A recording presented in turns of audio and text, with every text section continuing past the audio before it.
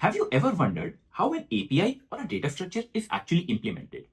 This problem gives you a little bit of taste about it. So let us explore a little more.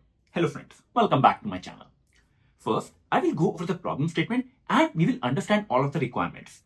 We will start off with the brute force approach and then we are gonna use the existing knowledge of our stack data structure to come up with an efficient solution that works in constant space. Going forward, we will also do a dry run of the code so that you can visualize how all of this is actually working in action. Without further ado, let's get started. Let us quickly make sure that we understand the problem statement correctly. In this problem, you have to design a certain kind of an enhanced stack. So what is so special about it? You have to support all of your typical stack operations.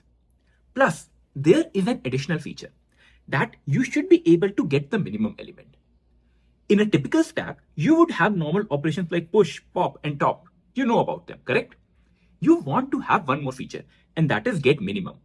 And it literally means what it says. If you have n elements, as soon as I call get minimum, I should get the minimum element amongst all of the elements available. So you can see this, right? I am enhancing the feature. I am taking something I already know and I want to add more functionality on top of it. That is how things are built. For example, I have this typical stack over here. And let us say I perform these 4 push operations. What will happen? All of these elements will get added to my stack. This stack follows the policy of last in, first out. So -3 will be the first element to get out. Now let us perform some operations on it. First of all, I have get minimum. Out of all of these elements, -3 is the minimum. So this call should return me -3. And this is the new feature that we want. What about the other features? If I do a pop, it should behave normally. What it should do? It should take the top element of the stack and then remove it. It will return you a -3 and then remove from the stack, correct? Look at the next operation. The next operation is top. This is once again very similar. You just look at the top element and then return it to the user. You will not remove it from your stack. So top will now return me a 0. What about the next operation now? Get minimum. If you look in your stack, the minimum element is now -2. So indeed, get minimum should return you a -2. So this is how your enhanced stack should behave. You need to write a certain method get minimum that performs this operation. So how do you go about solving this? These are the 4 push operations that you perform on your stack. Now is the time that you make the get minimum call. What is the most naive or the brute force approach that you can think about? The most naive solution will be that you create one more temporary stack, and whenever there is a call to get minimum, what you can do is you can start to navigate all of these elements one by one. You pop from your first stack and then you push into your other stack. We do this so we can keep a track of all of the elements that we have and we know the order as well. Because you cannot iterate your elements in a stack like a linked list, correct? So while you are performing all of these operations, just keep a track that, okay, this is my minimum element. You found that, okay, -3 was my minimum. So you can simply say -3. And then once you are done with it, just put your elements again back in your stack. You pop from your temporary stack and push in your current stack, correct? If you have normal operations like a pop and a top, you don't have to worry about your temporary stack and you can remove elements from your current stack. So pop will remove a -3 and then if you have to look at the top, you can return a 0, right? Once again, if you have get minimum, you can follow the same approach. Start with 0 and add it to your stack, then a -2 and then a 5. From all of these operations, you will see that, okay, -2 was the minimum. So you can simply return a -2 over here.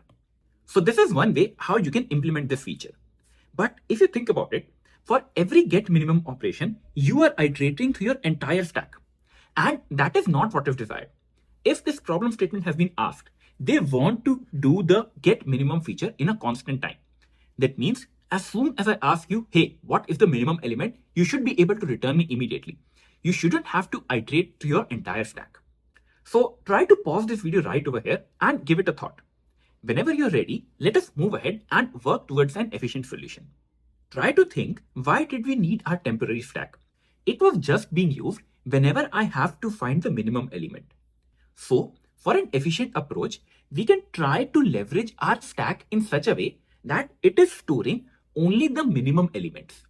It means that whenever I see a new minimum element, only then add it to your stack. So what I'm going to do is, I have my current stack available over here. But instead of creating a temporary stack, I will create a min stack.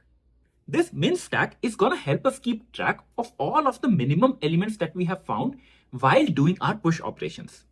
So to understand its utility, let us reset our state and again try to push our elements. What is the first operation that I have? I have push 5.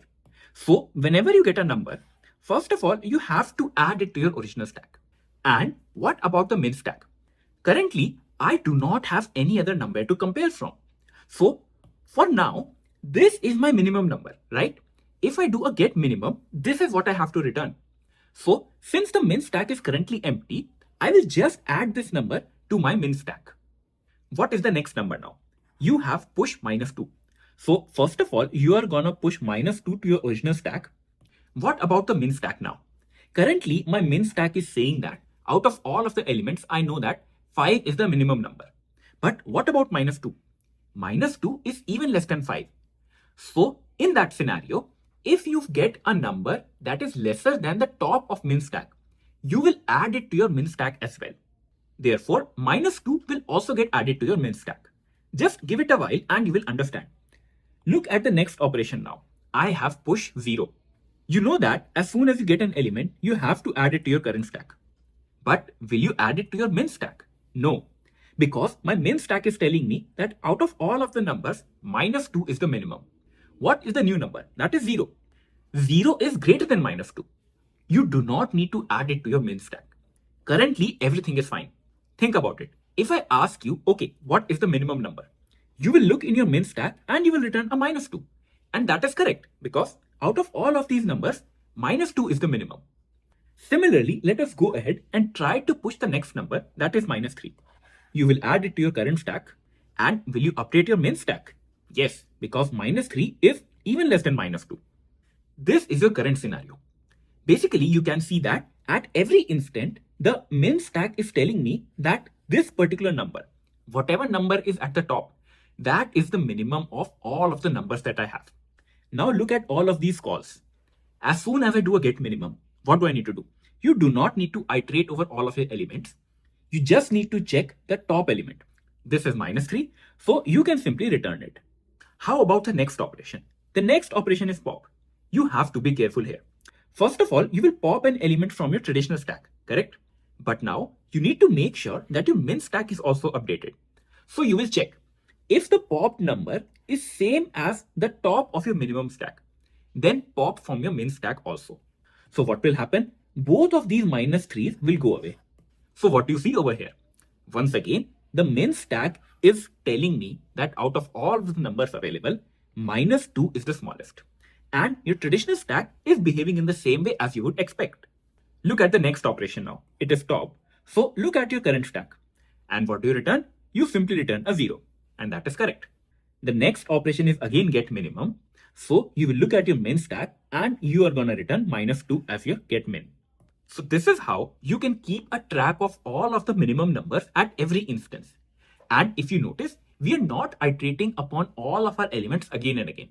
This is how we are able to use the data structures that we already know about. We just use 2 stacks and now we can tell the minimum number in a constant time. Let us now quickly do a dry run of the code to see how it works in action. On the left side of your screen, we will be having the complete code. We will look at all of the operations that we have to do. And on the right, once again, I have my operations that we are expecting. So when you set up your stack, the first thing that you do is you will create your stack and a min stack. And whenever someone initializes your min stack, something like min stack A is equal to new min stack, at that instance, you create 2 stacks, one for your personal use and one to maintain the minimum elements. Now look at the push operations. I have all of these push operations with me. And what do? As soon as I do a push, I push this element to my original stack. And then what do? If my min stack is empty or the new value is less than the top of my min stack, only then I will add it. So currently what will happen is 5 will get added to both of the places, right? Look at the next operation, -2. So what do?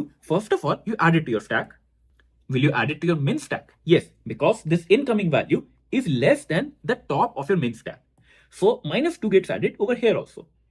Look at the next two operations, push 0 and -3. 0 gets added over here, but none of these conditions is true, so you don't add it to your min stack. How about -3? -3 gets added here, and -3 is less than -2, so it will get added to your min stack as well. So this is how you covered all of your push operations. What about pop now? As soon as you do a pop, the first thing that you have to do is you pop your element from your actual stack. -3 gets removed. And then if you remember, we compared if this pop value is equal to the top value of your min stack, then you have to remove it from over there also. In that scenario, I do a min stack.pop. So what will happen is both of these numbers will get removed. And once again, my current scenario is reflecting that, okay, out of all of these numbers, -2 is the minimum. If I do a pop, I can simply tell, okay, the pop value is stack.pop. So that is 0. But do you remove it from a min stack? No, because this condition will not be true and all of your things will behave as expected and 0 gets out. We are now done with the pop operation. And if you notice, for top operation, what did we do? We were just doing a stack.peak. So I look at the top element of my actual stack. And for the next operation, that is get min. What am I doing? I am doing a min stack.peak. That means I'm looking at the top element of my min stack. And that is how you can cover all of your features in your enhanced stack. The time complexity of each operation is order of 1 because everything is in a constant time. We just do one operation.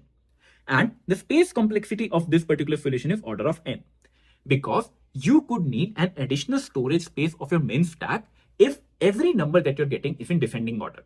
So let us say you get -1, -2, -3, -4. Then for each operation, you will have to keep on continuously updating your min stack as well. I hope the problem statement and its solution are now clear to you. This problem becomes very important because it gives an insight how far you can think, how you can come up with new solutions using the tools that you already have. Think about it. Your APIs and the data structures that you use today are constantly evolving. So you do not need to build everything from scratch. You can use what you already have and then come up with new APIs or new methods. So that is the idea over here. And that is what a lot of tech companies look for. So just think about it. What other functionalities can you add? How about using queues? What happens then? How about other forms of stacks? What happens over there? Tell me everything in the comment section below and I would love to discuss all of it with you. As a reminder, if you found this video helpful, please do consider subscribing to my channel and share this video with your friends. This really keeps me motivated and I can make more such videos. Also, a huge shout out to all of the members who support my channel. You guys really keep me going. And as a member, you do get priority reply to your comments and early access to new videos as well.